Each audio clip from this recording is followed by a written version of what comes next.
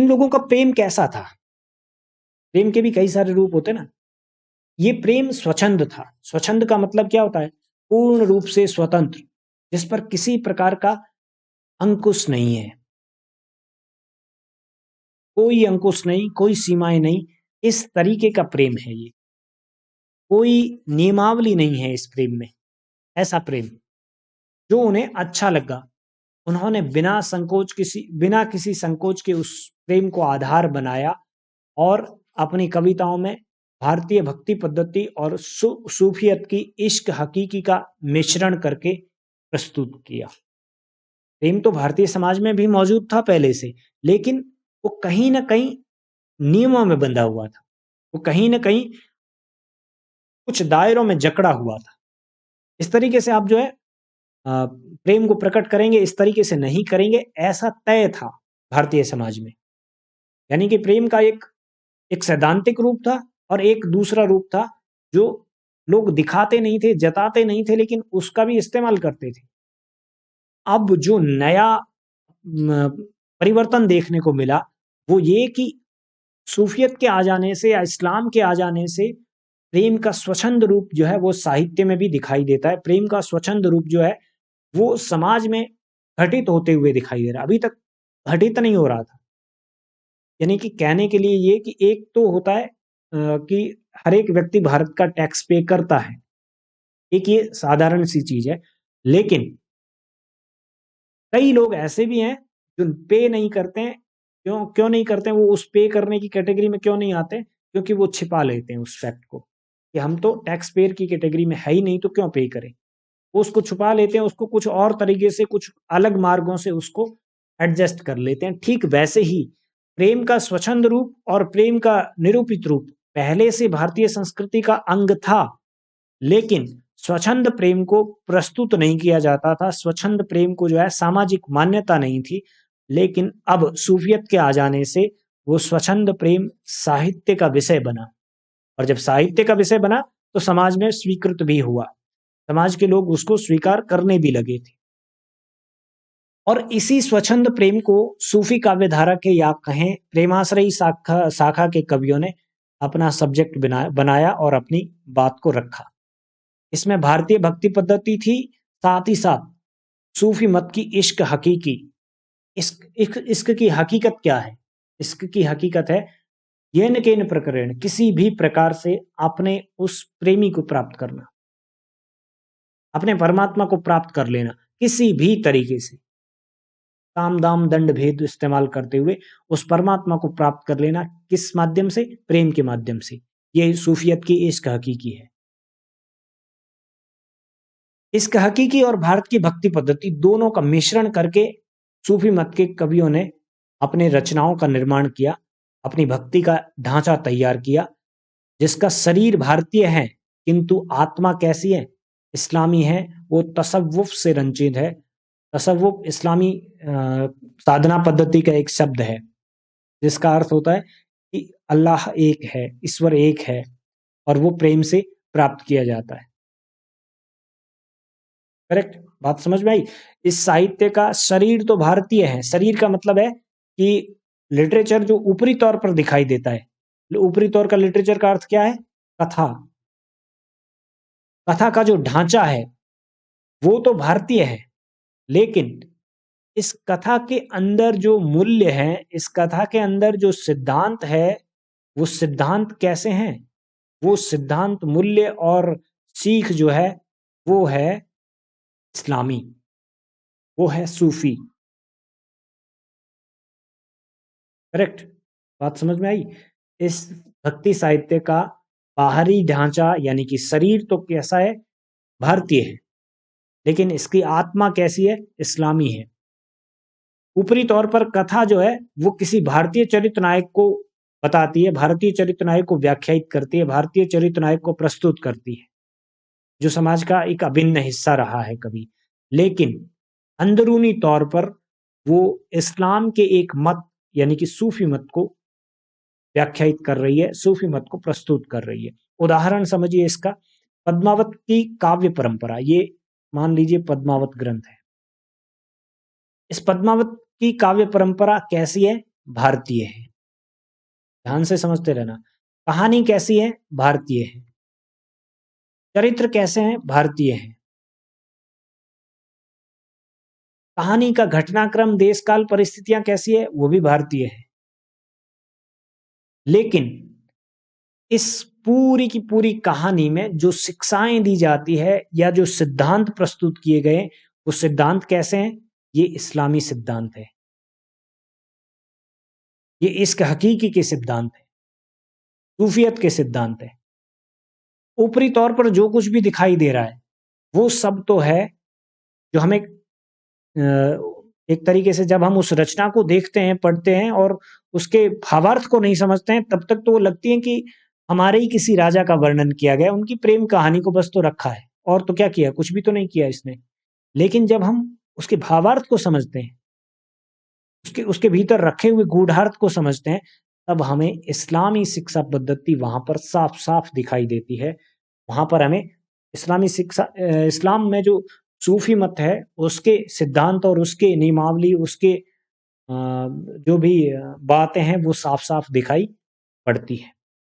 इस हिसाब से प्रेमाश्री शाखा की कवियों की भक्ति का शरीर यानी कि ढांचा ऊपर का जो है वो भारतीय है, लेकिन इसके अंदर जो आत्मा है वो इस्लामी है, जो इस्लाम के तसव्वुफ से या तसव्वुर से रंजित है, तसव्वुर से बनाई गई है। करेक्ट? समझ में आई बात कि नहीं? जल्दी से उत्तर दीजिए, फिर आगे बढ़ते हैं। ओके।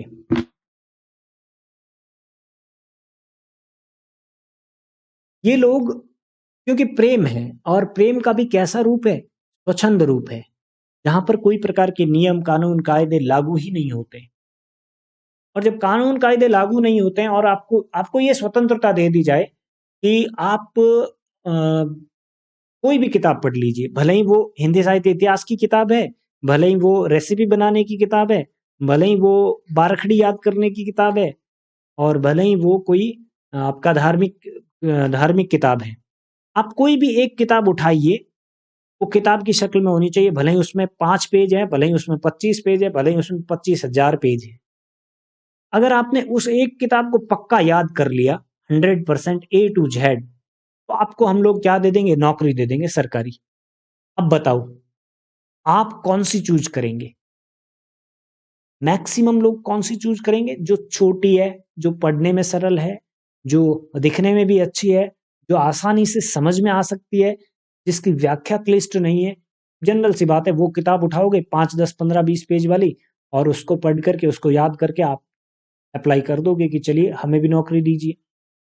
तो प्रेमाश्रयी शाखा इतनी आसान थी, कुछ भी आडंबर नहीं है यहाँ पर। आपको किसी के पास जाके दीक्षा नहीं लेनी है, आपको जो है कुछ भी ढोंग जैसा कुछ भी नहीं करना है। इसके लिए आपके शरीर में भी कोई जरूरी नहीं है। योग शक्तियां करने के लिए शरीर में पहले क्वालिटी डेवलप करनी होती है, वो कैपेबिलिटीज लानी होती है कि एक आदमी 15 दिन तक भूखा रह सकता है। वो एबिलिटी जब तक नहीं डेवलप होती थी तब तक आप योग साधना के अगले चरण में नहीं पहुंच सकते, तब आप ज्ञान साधना के अगले चरण तक नहीं पहुंच पाते थे। समझ रहे हैं? प्रेम साधना में या फिर इस प्रेमाश्रयी शाखा में, सूफी मत में, ऐसा कोई बैरियर नहीं था, इस प्रकार की कोई इनकी जो है नियमावली जैसी कोई चीज नहीं थी। तो हर एक व्यक्ति ने इसको खुले दिल से स्वीकार कर लिया। और जब नियमावली नहीं है तो न तो किसी कवि ने और न ही इस भक्ति की व्याख्या करने वाले व्याख्याकारों ने किसी बात का खंडन किया, न मंडन किया। जिसको जैसा समझ में आया उसने अपने तरीके से अपने आप को इस भक्ति में लगा दिया। किसी ने कहा जीवों से प्रेम करो, वो ईश्वर तक पहुंचाएगा। किसी ने कहा इंसानों से प्रेम करो, वो ईश्वर तक पहुंचाएगा। किसी ने कहा इंसान जीव ही नहीं बल्कि कण कण से प्रेम करो, वो ईश्वर तक पहुंचाएगा। जिसने जैसा कहा उसको स्वीकार करते गए, आगे चलते गए, प्रेम करते गए, अपने आप को शून्य में रमा दिया, और भक्ति उनकी चल ही रही है। न लेना न देना, कुछ भी नहीं था इसमें। जबकि दूसरी जितनी भी भक्ति पद्धतियां, वो कहीं ना कहीं मांग करती है कि आप उसमें लगो, आप उसमें रत रहो हर समय। इसमें ऐसा कोई वो नियम या कोई ऐसी परंपरा जैसी कोई चीज या फिर आडंबरों जैसी कोई चीज थी ही नहीं। मुक्त थे, स्वच्छंद थे। और करना क्या, प्रेम करना है। तो ये लोग जो है, इस प्रेमाश्रयी शाखा वाले लोग खंडन मंडन में नहीं पड़ते हैं, जबकि और दूसरे जितने भी मत और जितने भी संप्रदाय है, जितनी भी प्रकार की शिक्षाएं हैं, धार्मिक शिक्षाएं हैं, वो लोग एक दूसरे का खंडन मंडन करते हैं। कई बार तो अपनी बात को ही खंडित करके उसको फिर से मंडित करते हैं। खंडन मंडन की क्या परंपरा रही, वो हमने ज्ञानाश्रयी शाखा में पढ़ा था, समझा था कि कोई व्यक्ति एक सिद्धांत देता है, उस सिद्धांत में 5 बातें तो अच्छी है, एक बात ऐसी है जिसको करेक्शन की आवश्यकता होती है। तो इस सिद्धांत का एक व्यक्ति जो लिख रहा है, जो कुछ बात बता रहा है, जो इस सिद्धांत को और क्लियर करने की कोशिश कर रहा है, ये दूसरा व्यक्ति क्या करेगा, इस छठवें सिद्धांत को या छठवीं बात को जो जिसमें करेक्शन की जरूरत है, इसको करेक्ट करेगा और एक बात अपनी ऐड कर देगा, एक दो जितनी चाहे वो। और अब कितने सिद्धांत बन गए इस शाखा के, इस धर्म के 7 सिद्धांत वो फिर से प्रस्तुत करेगा। तीसरे आदमी को ऐसा लगा कि ये 7 काफी नहीं है, इसमें 2 और ऐड करने चाहिए, और ये तीसरा व्यक्ति क्या करता है, 9 सिद्धांत देता है, 9 बातें बताता है। तो हो गया ना, एक ही संप्रदाय है इन तीनों लोगों का, लेकिन तीनों लोग क्या कर रहे हैं, एक बात को खंडित कर रहे हैं, दूसरी बात को फिर से बिठा रहे हैं, मंडित कर रहे हैं उसको। वो ऐड करते जाते हैं, वो कुछ चीजें जोड़ते जाते हैं, कुछ घटाते जाते हैं, पुरानी हो चुकी चीजों को हटा देते हैं, नई चीजें जो उनके ज्ञान में आती है उसको वो ऐड करते जाते हैं। इस प्रकार से खंडन मंडन की परंपरा चलती रहती है। सूफियत में या प्रेमाश्रयी शाखा में खंडन मंडन जैसी कोई चीज नजर नहीं आती है। इन कवियों ने भौतिक प्रेम के माध्यम से ईश्वरीय प्रेम का वर्णन किया है। भौतिक प्रेम क्या और ईश्वरीय प्रेम क्या, दोनों बड़े अच्छे से समझना, तभी जाके ये क्लियर होगा। भौतिक का मतलब क्या होता है, आप में से कोई बताएगा, भौतिक मीन्स व्हाट?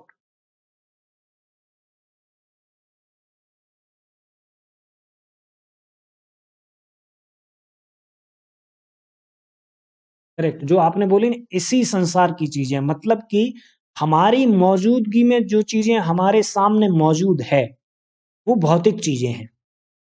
जैसे आप मान लीजिए एरोप्लेन को अभी इमेजिन कर रहे हैं, इमेजिन करने वाली जो भी चीजें वो नहीं, जिनको आप टच कर रहे हैं, जिनको आप देख रहे हैं, जिनको आप छू रहे हैं, उनको छूने के बाद आप अनुभव कर रहे हैं, वो सारी की सारी चीजें भौतिक चीजें कहलाती हैं, जो आपकी आंखों के सामने मौजूद है वो। भौतिक प्रेम का अर्थ क्या हो गया, ठीक वैसा ही, जो दुनियादारी में प्रेम दिखाई दे रहा है हमारी आंखों के सामने, वो प्रेम भौतिक प्रेम है।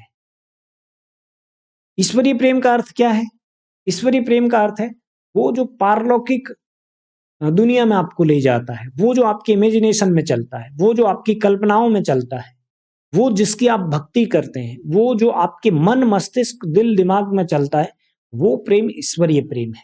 वो प्रेम आपका अलौकिक प्रेम है। लौकिक प्रेम भौतिक प्रेम, अलौकिक प्रेम ईश्वरीय प्रेम। मेरे हिसाब से अब क्लियर है आपकी। भौतिक प्रेम का मतलब जो प्रेम के नियम कानून कायदे सिद्धांत इत्यादि आपकी आंखों के सामने आपके समाज में घटित हो रहे हैं, वो सारे के सारे, किसी इंसान से प्रेम करना, किसी जीव से प्रेम करना, मान लीजिए आप घर में एक कुत्ता लेके आए, उससे आप बड़े प्रेम से रखते हैं, वो आपका भौतिक प्रेम है। और आप नहीं लाए कोई ऐसी चीज को, और फिर भी आप उसको इमेजिनरी प्रेम कर रहे हैं, ये कैसा प्रेम है, ये ईश्वरीय प्रेम है, ये अलौकिक प्रेम है। उस सत्ता से प्रेम करना जिसकी मौजूदगी आपके सामने प्रत्यक्ष तौर पे नहीं है, वो ईश्वरीय प्रेम कहलाता, वो पारलौकिक प्रेम कहलाता है। और सूफी मत में क्या है, पारलौकिक से ही प्रेम किया जाता है। ईश्वर हमारे सामने मौजूद नहीं है, जिस दुनिया में हम रह रहे हैं उस दुनिया में ईश्वर नहीं रह रहा है, बल्कि उसके अंश रह रहे हैं। वो ईश्वर तो एक जगह पर मौजूद है, जिसको शून्य कहा है, जिसको अनलहक कहा है, वहां मौजूद है। जी मैम।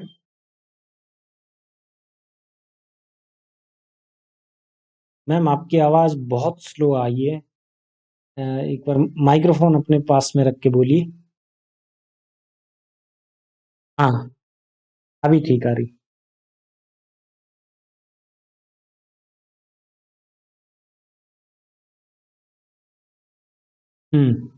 बिल्कुल है।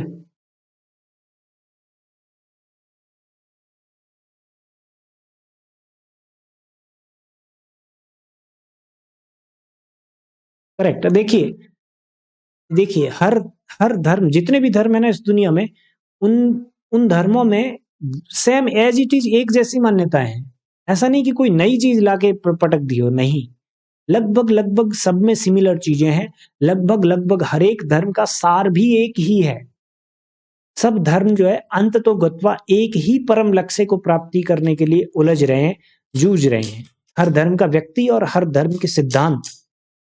तो जनरल सी बात है, जब एक ही लक्ष्य के लिए आप तैयारी कर रहे हैं, एक ही लक्ष्य को पाने के लिए आप इतनी जद्दोजहद कर रहे हैं, मार्ग अलग अलग हो सकते हैं आपके, लेकिन उस मार्ग पर चलते वक्त जो आप युक्तियां इस्तेमाल करेंगे वो सेम ही होती है लगभग। उदाहरण दूं आपको समझने के लिए, एक रेसिंग ट्रैक है और इस पे 8 बंदे दौड़ रहे हैं, मान लीजिए 4 बंदे दौड़ रहे हैं, ठीक है। स्टार्ट यहीं से होना है। इंसान ने जन्म लिया, वो किसी न किसी धर्म में पड़ जाता है। पहुंचना एक जगह पर है, उस पारलौकिक दुनिया में जहां सबका अंत है। इस जगह तक पहुंचने के लिए ये आदमी यहां से रन करता है, यहां से दौड़ता है। अब मान लीजिए 15 किलोमीटर का लंबा रास्ता है। कोई तेज दौड़ के पूरा कर लेता है, कोई धीरे दौड़ के पूरा करता है, कोई बस नॉर्मली वॉकिंग करके पहुंच जाता है, जॉगिंग करते करते पहुंच जाता है। पहुंचते सभी हैं, लेकिन सबके ट्रैक क्या है, अलग अलग है। अब ध्यान रखना, ईश्वरीय प्रेम भौतिक प्रेम में क्या डिफरेंस है उसको समझा रहा हूं। इस दौरान एक ऐसा व्यक्ति जो फर्स्ट ट्रैक पे दौड़ रहा है, वो कोई भी लिक्विड आइटम इस 15 किलोमीटर की दौड़ में यूज ही नहीं करता है ना। बिना कोई चीज खाए पिए वो 15 किलोमीटर तक भाग लेता है और यहां पहुंच जाता है। दूसरा, एक व्यक्ति है जो कोई चीज का इस्तेमाल नहीं करता है, लेकिन वो 5 किलोमीटर दौड़ने के बाद गिर जाता है। अब गिरने के बाद भी उसको या तो यहाँ लेके आया जाएगा या फिर यहाँ लेके आया जाएगा। ऐसा तो है नहीं कि यहाँ बीच में कहीं रख दिया जाएगा, बोले यहाँ रहो, जब तक दौड़ पूरी नहीं हो जाती यहीं बैठे रहो। तो या तो यहाँ लेके आएंगे या यहाँ लेके आएंगे। तीसरा तीसरा जो आदमी है वो दौड़ लगाते समय बार बार कोई पेय पदार्थ पी रहा है, कोई एनर्जी ड्रिंक ले रहा है, और लेते लेते वो पहला आदमी पहुंच गया मान लीजिए 2 घंटे में, ये पहुंचता है 3 घंटे में, लेकिन पहुंच तो इसी जगह रहा है। चौथा आदमी कोई अलग तरीके का पेय इस्तेमाल कर रहा है, मतलब वो खाना पीने की जगह पर कोई कैंडी खा रहा है या कोई और ऐसी चीज खा रहा है जिससे उसको एनर्जी मिल रही है, जिसके उसके अंदर जो है पानी की पूर्ति हो रही है। लेकिन वो भी क्या कर रहा है, यूज कुछ कर रहा है, कुछ न कुछ यूज कर रहा है, और वो यहां पहुंच जाता है। अब सोचने वाली बात है कि क्या पहले आदमी ने कोई भी युक्ति इस्तेमाल नहीं की है? की है। उसने भी कुछ न कुछ युक्ति इस्तेमाल की है। मान लीजिए उसने क्या किया, अपनी जीभ को अपने होठों पे फिराया, उससे जो भी मुंह में पानी बना उसको निकल लिया, उसको एनर्जी की तरह यूज करते हुए ये आदमी 15 किलोमीटर की दौड़ पूरी करता है और इस जगह पर पहुंचता है। पहुंचते सारे लोग यहीं पर है, अलग अलग युक्तियां इस्तेमाल करते हुए पहुंचते हैं, अलग अलग तरीके इस्तेमाल करते हुए, अलग अलग साधन इस्तेमाल करते हुए पहुंचते हैं। ठीक वैसे ही ईश्वर तक पहुंचने के जो भी माध्यम बनते हैं, चाहे वो आप भौतिक प्रेम को समझ लें, चाहे आप ईश्वरीय प्रेम को समझ लें, चाहे ईश्वरीय प्रेम के जो भिन्न भिन्न प्रकार है उनको समझ लें, माता पिता की सेवा करके भी आपको मोक्ष मिल रहा है, ऐसी भी मान्यताएं हैं धर्म में। अपने संबंधी, अपने स्वजनों का, अपने लोगों का, मानव पूरे के पूरी मानव प्रजाति का कल्याण करके भी आप अपने मोक्ष को प्राप्त कर सकते हैं। ये भी धार्मिक वाक्य व्याख्याएं हैं, सबकी अलग अलग व्याख्याएं। अब ईसा ईसा मसीह की व्याख्याएं पढ़ेंगे तो वो भी यही कहते हैं, मदर टेरेसा ने जो काम किया वो उनको मुक्ति दिलवाने वाला काम है। अब विवेकानंद का साहित्य पढ़ते हैं, वो कहते हैं ज्ञान प्राप्त करते रहो, आपको है ना एक दिन ज्ञान के माध्यम से मोक्ष मिल जाता है। वो कहते हैं ईश्वर के या देवी के साक्षात दर्शन कब हो सकते हैं, जब आप अपने मन को उसमें रमा लो। धर्म की अलग अलग जो व्याख्या है ना, उन्हीं को फिर से रखा गया है। चाहे वो कोई सा भी धर्म हो, हिंदू धर्म हो, इस्लाम धर्म हो, ईसाई धर्म हो, सिख धर्म हो, सबकी मान्यताएं लगभग लगभग एक जैसी है। भौतिक प्रेम भी है वहां पर, ईश्वरीय प्रेम भी है वहां पर, एब्स्ट्रैक्ट लव भी है, और दूसरा जो दिखने वाला प्रेम है वो भी है। जी। जी मैम।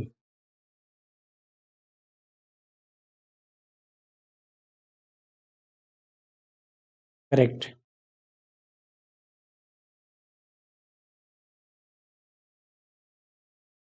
वो रचनाकार क्या करता है, आपने पद्मावत पढ़ा होगा।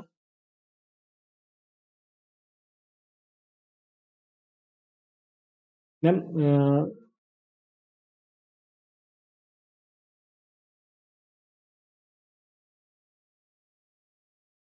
वही वही वही चीज, भूमि का पता है ना।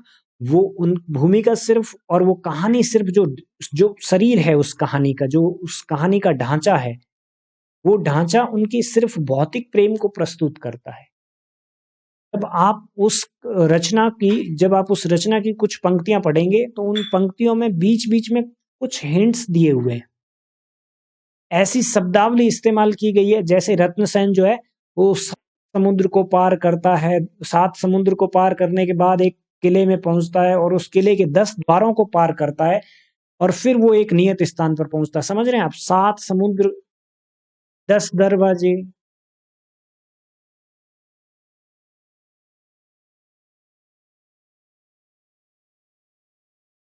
हाँ, वो ईश्वर तक पहुंचने के अलग अलग सोपान है, स्टेप है। जैसे हम हम हिंदू धर्म में मानते हैं कि 6 चक्र है ना, इस्लाम में वही 7 होंगे।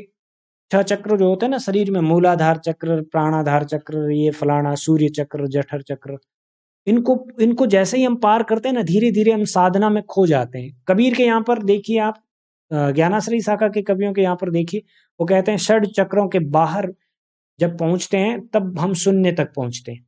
फिर वो कहता है 10 दरवाजों को पार करता है। 10 दरवाजों को पार करने का मतलब क्या है, हमारे शरीर के अलग अलग 10 द्वार है जिनसे प्राण वायु निकलती है। जब मौत होती है ना किसी की, तो ये 10 दरवाजे होते हैं, अलग अलग जगह हैं जहां से प्राण निकलते हैं। इनको इनको वो अपने वश में करता है, इनको वो जीतता है और इनको रोक लेता है। फिर उसके बाद वो अपनी अगले स्टेप में पहुंचता है। इस प्रकार से धीरे धीरे करते करते करते करते वो अंत में जाकर के उस रानी रत्नावली को जो है वो प्राप्त करता है, सॉरी, पद्मावती को।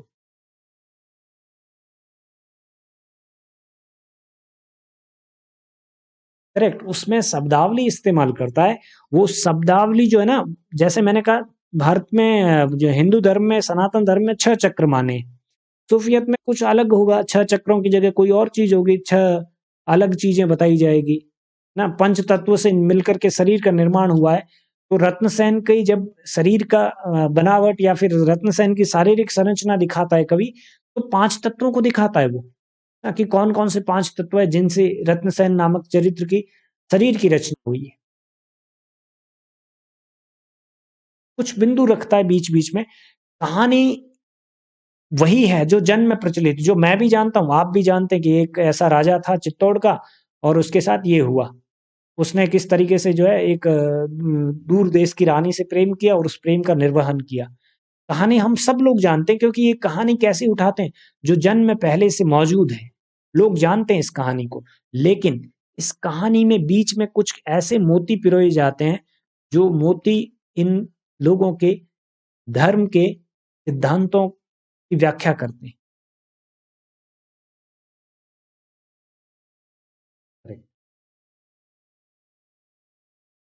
ईश्वर को मासूक बनाया जाता है।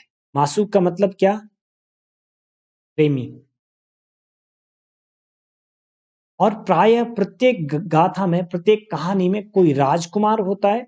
लगभग जितने भी सूफियत से प्रभावित कहानियां हैं ना, उसमें कोई एक राजकुमार होगा जो किसी राजकुमारी को प्राप्त करने के लिए अलग अलग कष्टों को जो है प्राप्त करता हुआ, उनका सामना करता हुआ, बहुत सारी कसौटियों से पार होता है, बहुत सारे अलग अलग सोपानों को पार करता है, तब जाकर के उसको अपना मासूक प्राप्त होता है, उसको उसको अपना प्रेमी प्राप्त होता है, जिससे वो प्रेम करता है। ठीक वैसे ही हम जीव के रूप तौर पे, हम आत्मा के तौर पे इस दुनिया में रहते हैं, और उस परमात्मा को प्राप्त करने के लिए हम भिन्न भिन्न सोपानों से गुजरते हुए इस तक पहुंचते हैं। अगर हम इन कष्टों को नहीं पार करेंगे तो यहाँ तक नहीं पहुंच पाएंगे। और ये जो मार्ग है, ये कोई मार्ग ऐसे टेढ़ा मेढ़ा जाता है, कोई इस तरीके से जाता है, कोई घूम फिर के वापस इस तरीके से घूम फिर के जाता है। अलग अलग मार्ग है ये मार्ग, कोई आप ज्ञान मार्ग कह लीजिए, कोई आप जो है भक्ति मार्ग कह लीजिए, है ना, कोई संप्रदाय विशेष की भक्ति। और ये जो मार्ग है जो सीधा माना जाता है वो प्रेम का मार्ग है सूफी मत के हिसाब से।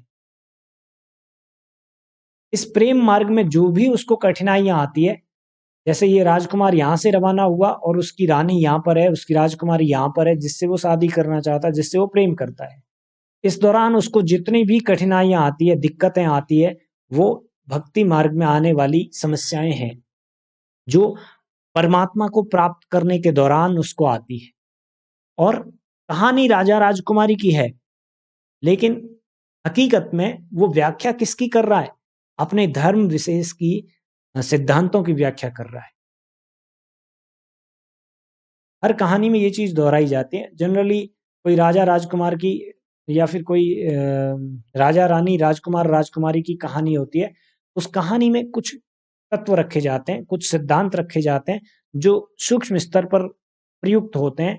और जब हम उस कहानी का भावार्थ समझते हैं ना, जब उस रचना का गूढ़ अर्थ समझते हैं, तब क्लियर होते हैं। अदरवाइज वो एक सिंपल सी कहानी लगती है। अगर आप उसको मौखिक तौर पे सुनेंगे तो वो बहुत साधारण सी कहानी होगी जो आप और हम पहले से जानते हैं। लगभग सभी कहानियां ऐसी है।